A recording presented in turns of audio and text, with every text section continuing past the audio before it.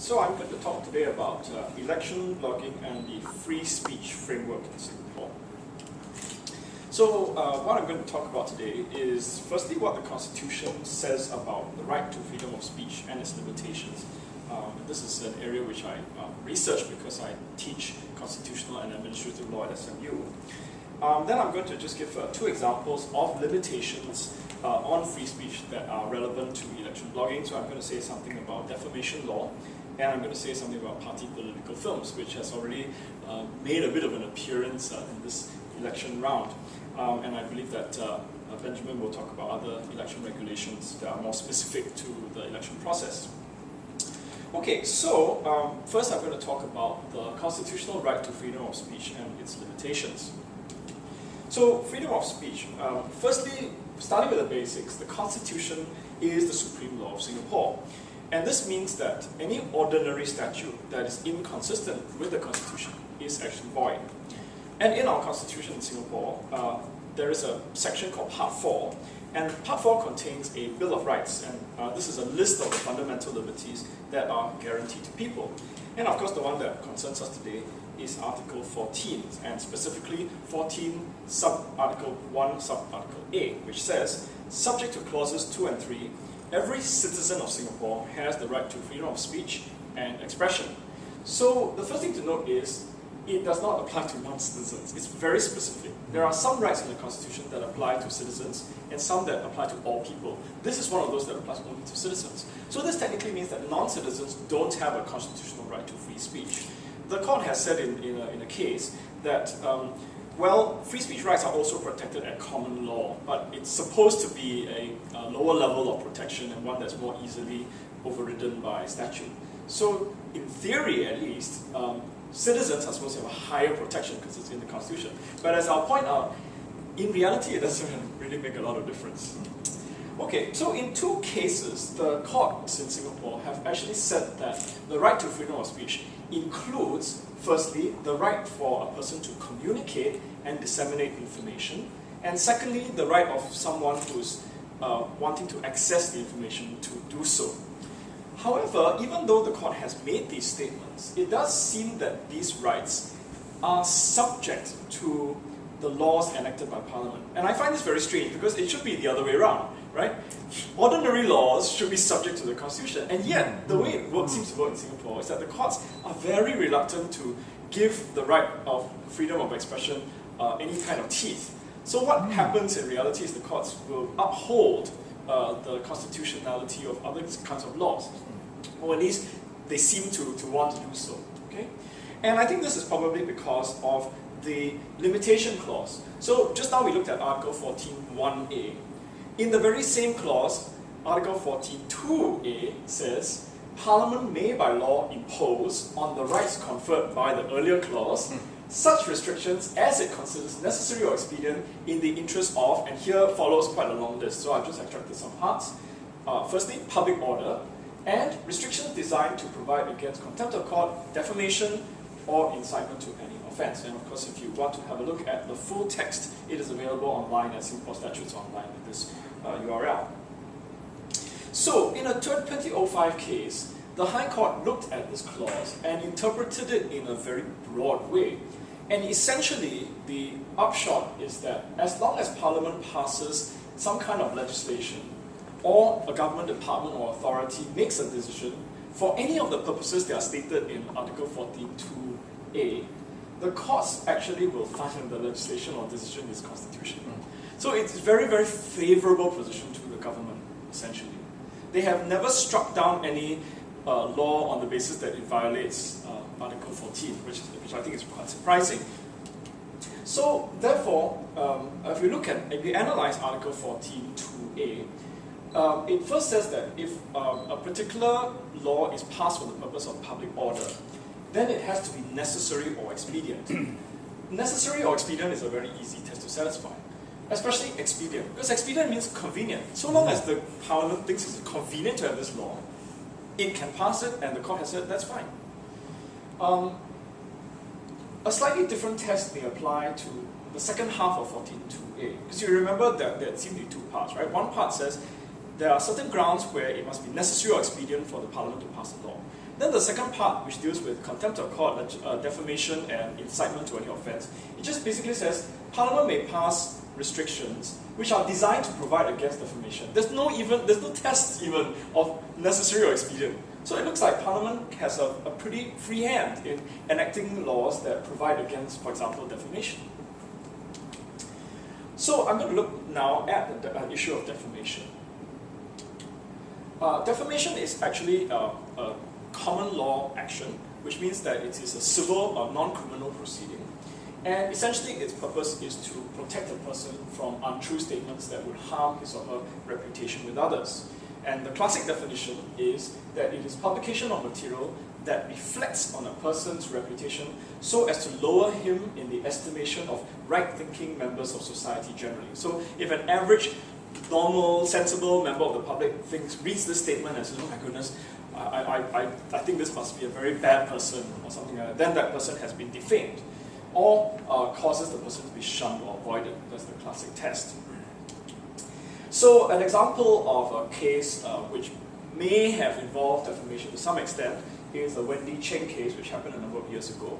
So Singapore blogger Wendy Cheng, who is better known as Xia Xue, posted disparaging remarks about a fellow blogger called Don Yang concerning some entertainment contracts and endorsement deals that Don had entered into.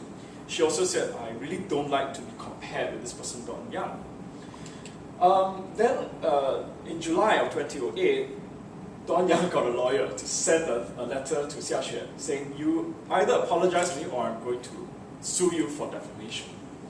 So Xia Xue decided to remove the offending blog entry, but of course by that time, it had already been screen capped and people had started to share on Facebook.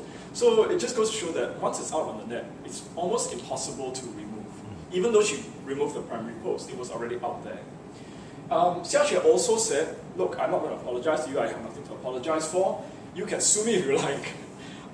But it does seem that Yang decided to just drop the issue and take further action because we did hear about it in the press afterwards. But it shows you that, defamation is not something that's unique to the print media, to television. It applies to all media, of course, including the internet. So defamation can arise in two ways, right? It can be the natural and ordinary meaning of the words that you use. So if you say, so-and-so is a fool, and people would be crazy to elect her, that's clearly defamatory on the face of it. But it doesn't have to be expressed in direct terms. It can be an innuendo. So you can say, isn't it incredible how smart somebody is? But perhaps there has been some previous actions which shows that the person is not so smart. And knowledgeable people who are aware of that will know that you are being sarcastic. That can actually be defamatory if it is clear enough from the context that you intend to actually make a disparaging remark about the person, even though on the surface the words do not look defamatory. Okay, so that's called an innuendo. And it's also important to note that every republication of something is a fresh defamation. So just because someone else has first published it, like a Facebook post, if you forward it to someone else, technically you are committing defamation as well. So that's something to know because it is very common now to forward material, Facebook, Twitter, and so on. And also, if let's say somebody leaves comments on your blog that are defamatory, that could perhaps, I'm not very sure, I don't think I've seen any cases yet, in Singapore at least, that could perhaps be a republication on your part if you leave it up because you are the one operating the blog. So are you then republishing the person's comment, leaving it up there? So you might even have to go through comments and delete those which are potentially defamatory or actually defamatory. Well, let's say a defamatory statement has gone out. You might, as a blogger, be able to say, yes, it's defamatory, but I can rely on one of the defenses. And one of the classic defenses is justification. If it's true, it's not defamation, right? Because how can anyone stop you from making a true statement even though it lowers the person's reputation? What is trickier is the concept of fair comment. So fair comment requires you to satisfy a number of different elements. Firstly, the words that you say must be comment. So it cannot be an assertion of fact. If you just say, so-and-so is clearly out of his mind. That's not an opinion, or at least not very clear that's an opinion. That could be an assertion of fact, and that could take it out of the realm of fair comment. You would have to say something like, I believe, or in my opinion, the person is out of his mind. Then that would be comment. So it depends on how you phrase it. Secondly, the comment must be based on true facts. And this is where a lot of people trip up. It's not just good enough to say, well, it's my view. If you can't back it up with some facts that are actually true, then the defense of fair comment fails. Of course, you don't have to ensure that the facts actually are in the same article. It could be a matter of general knowledge already, in which case then the court will look at the matter as a whole and say, yes, well, it was already known to the public that some such facts existed, so you were just adding on to it and making a comment on it, so that's fine. Thirdly, your comment has to be one which a fair-minded person can honestly make. So if the facts are there, but your opinion is just completely out and cannot be backed up by the facts, then that's not going to be fair comment as well. And finally, comment must be on a matter of public interest, not merely some private matter. Yes, Balji? Can I just a question on this? What if, excuse me, what if I give the other person the right of reply in the same article? Yeah, I don't think that necessarily absolves you entirely. We'll have a look at you have some things. Yeah, and maybe it will cover it in a subsequent defense. But I think that merely giving the person a right of reply may not necessarily shield you from defamation claim. And finally, fair comment can be defeated by malice, as in you made the opinion, you expressed the opinion, but actually you didn't really believe that it was true. You just wanted to put it out there. And if they can show that actually you didn't genuinely believe in the opinion, then technically you can't rely on the defense as well. Then finally there is, or at least finally for our purposes today, I'm going to say something about qualified privilege. So qualified privilege requires two things which are reciprocal. Firstly, you, the maker of the statement, have to have a legal, social, or moral duty to make the statement, to make the communication. Secondly, the recipient of the statement needs to have a corresponding duty or interest to receive it. So another classic situation is, you believe that somebody is a murderer. And of course, to make a statement that a person is a murderer is defamatory, right? Because it lowers the person's reputation and so on. But you would have a legal or at least a moral duty to report the fact that this person is a murderer. And let's say you decide to make a police report about it.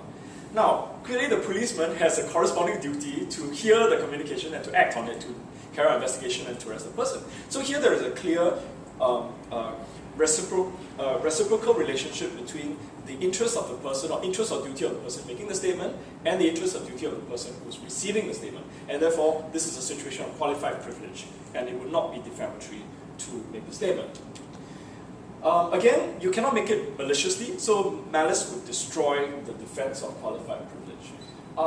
And here is where the problem arises. If you're a blogger, and you want to blog on something which you think is a matter of public interest, you have a suspicion or you have an opinion that a particular politician is corrupt. You might say, I have a moral duty to tell people like this, about this, so that they can exercise their vote a certain way. But is there a corresponding duty on the general public to hear such information? And of course, you and I could say, yeah, why not, right? I mean, we are all voters, we are interested in hearing this. The problem is that the law has never recognized this as a situation where there is a correspondence of duty and interest in receiving it, for some strange reason. So the general public is not regarded as having sufficient interest to hear information of this sort. It's got to be more targeted at a specific person like a police officer or someone who has got some kind of duty to investigate and listen to it, not a member of the general public. The only exception is in a very unusual case where there's some grave danger or emergency that may happen. And we actually have an example of this in Singapore. So in 2009, there was an outbreak of hand, foot, and mouth disease. And it was found that it was traceable to a particular childcare center in Singapore. Straits Times published an article naming this childcare center, which of course was very upset because oh my goodness, I'm being named as like ground zero for the HFMD attack in Singapore. All the parents started to pull out their kids, and cancel the registrations to the school. So the school said, our reputation is damaged. They sued Straits Times for defamation. the court said, this is clearly an exceptional case, right? There's an outbreak of an epidemic, infectious disease. The papers have a duty to report this, clear moral duty to tell people about it. And because it's a disease and you want to protect yourself from it, the general public does have an interest in this kind of limited case to receive the information. So in this kind of situation where you need to report an emergency or something, you might be able to rely on this. But whether it's a case of, I want to blog about something about politician to help people to decide how they vote, it would appear that that does not trigger the offense. So what's happened in the UK is that they've actually changed the law on this.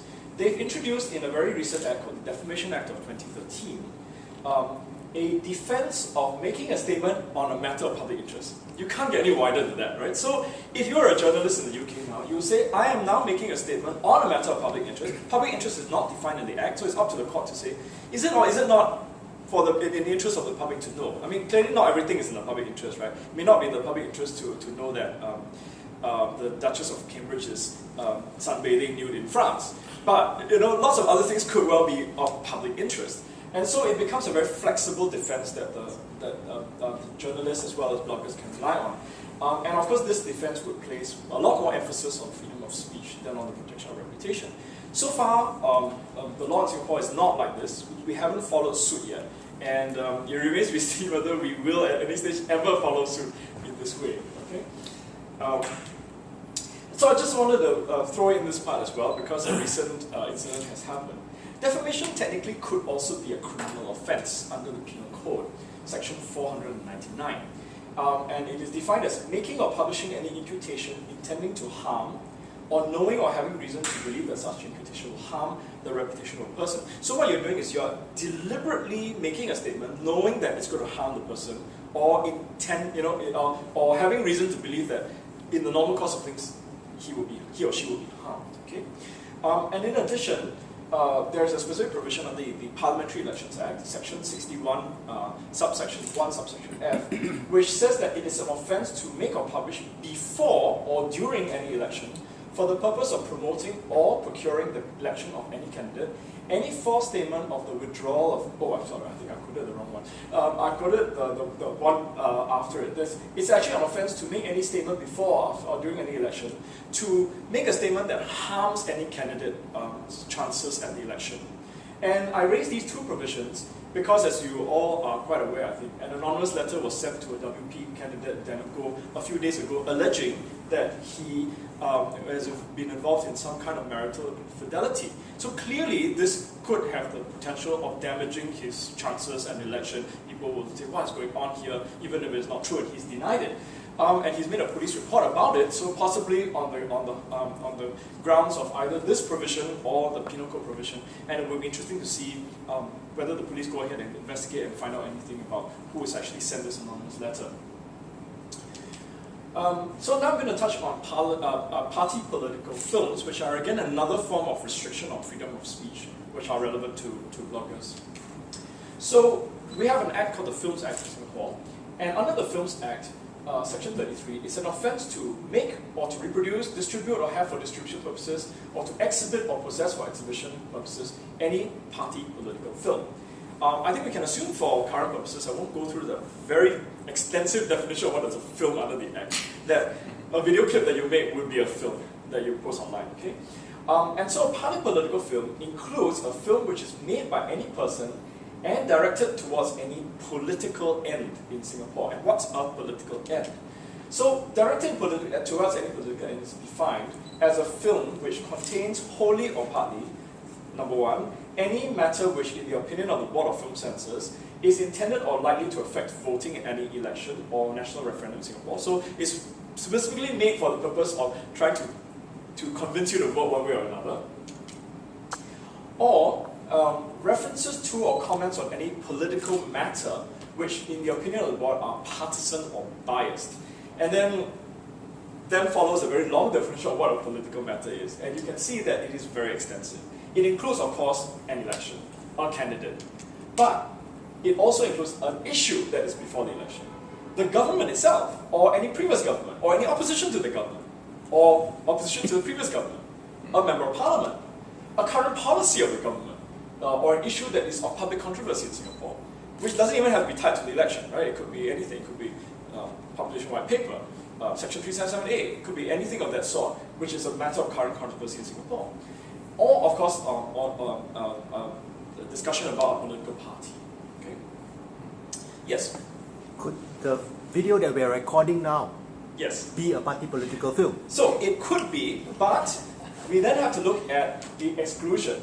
A film is not a party political film if, among other things, it falls within one of these things, right?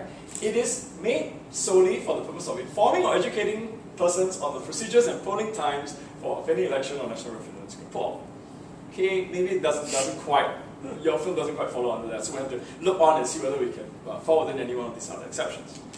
A film which records live the whole or material portion of any performance, assembly, or persons of procession that is held in accordance with the law and does not depict any event, person, or situation in a dramatic way. I'm just recording an event that's taking place. Well, okay, and it's a lawful event, it's not illegal. Then it would not be a party political film. Or a film which is intended to provide a record of an occasion, but this is limited to for the purpose of the people who took part or are connected with it. So that's very limited. And finally, there is this general one which says, a documentary film which does not have any animation and is completely an accurate account depicting actual events, persons, or situations. But it's not a film that is based on unscripted or reality type program, or that depicts these events, persons, or situations in a dramatic way. So if it is a straight documentary trying to tell facts, then it would actually not be a party political film and therefore be lawful.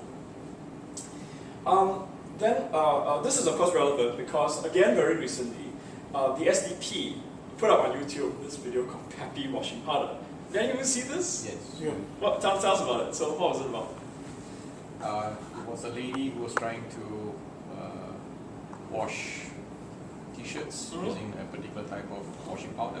Which was called Happy And Washing it's called Powder, right? Happy Washing Powder. Yeah. And there were words on the t-shirt. Yeah. Transparency and Accountability, something like that, something right? like that, Yeah. And by the time the washing was done, all of those things were disappeared from the t-shirt. So very good powder. So it was clearly meant to be a satire, and to say that a particular party whose name is associated with washing powder is not transparent and not accountable, blah blah blah, right? So the question was, did this offend the Films Act? And the Media Development Authority said yes, it did, and therefore it was unlawful. It was an illegal film because it was clearly dramatized, right? It was not based on, it was not a documentary of real events or anything. It was clearly a made-up, scripted, comedic performance, and therefore did not fall within this kind of exception. However, they said they would not be taking any action because apparently this was STP's first offense. So okay, we let you off this time, but I suppose they were asked to take it off. But apparently, again, what goes on the internet is very hard to remove. I think it's still available. Okay. Then on the other hand, people. So I have a question on that one. Okay. The film. Yeah. Okay. What if that particular exactly the same thing, but was not done by a party? Was done by. I don't think it makes a difference. I don't think it makes a difference because it's not the identity of the maker that is relevant, but the content of the film, right? Yeah. So I think that doesn't make a difference. So what then happened is some activists complained about a PAP video that had gone up online actually sometime back last year in May of 2014. So this was a video called Reignite the Passion of Servant Leadership. And it was actually criticized as being a very bad video because it came across very stilted and so on. And it consisted, I believe, of young PAP members saying, yeah, we support PAP, and making statements of that sort. And so they said, well, isn't that a party political film? And the MDA said, no, it's not, because that is really not dramatized in any way. It's just basically, it falls within one of the other exceptions, which I've not mentioned yet, in section 2.3f. And this exception says, a film that is without any animation or dramatic elements, that is composed wholly of a political party's manifesto or declaration of policies or ideologies made on behalf of a political party is not a party political film either. And so they could rely on this provision to say it is not. So a straightforward film saying PAP stands for this, or another political party, SDP stands for this. It's not a party political film. It only strays into dangerous territory when you start adding dramatized elements, a bit of satire, and then it could be problematic. Okay. Okay, so concluding, in conclusion, the right to freedom of speech in Singapore is highly limited by laws such as the common law tort of defamation or criminal defamation and the Films Act. And the constitutionality of the Films Act has actually never been challenged in court. So technically we don't really know whether the court might find it an infringement of freedom of speech. But the defamation law has been subject to claims in the past, and they have all been unsuccessful. The applicants have always failed in showing that the defamation law in Singapore should be modified so that free speech should be given greater protection. Thank you very much. Thank you.